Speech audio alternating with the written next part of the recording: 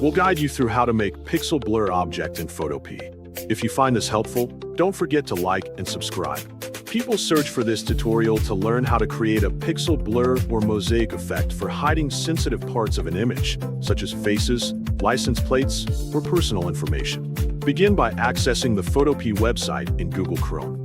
Make sure your device is connected to the internet before proceeding with any steps. Double-click the Google Chrome shortcut on your desktop or taskbar to launch the browser. Wait for Google Chrome to open completely so all features are ready to use.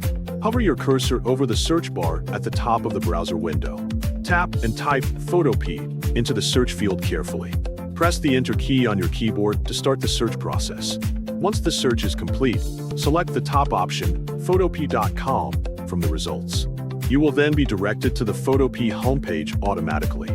Before starting editing, prepare the photo you want to edit by ensuring it is easy to find. Then, click the Open from Computer option on the homepage. Browse to the location where the photo was saved on your device. Double-click the file to open it in the editor. Next, you need to duplicate your photo so the effect does not affect the main image. Go to the Layers panel and right-click on the photo layer. Click Duplicate Layer to create a copy. Convert the duplicate layer into a smart object for flexible editing. Go to the Filter option in the top menu. Find Mosaic under the 𝗟𝗟𝗞𝗘 option and select it. This mosaic filter will create a pixel-like blur effect over the image.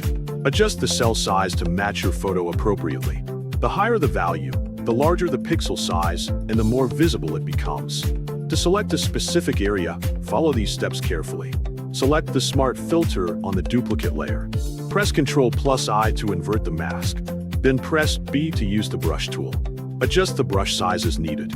Finally, paint over the specific area where you want to add the pixel blur effect.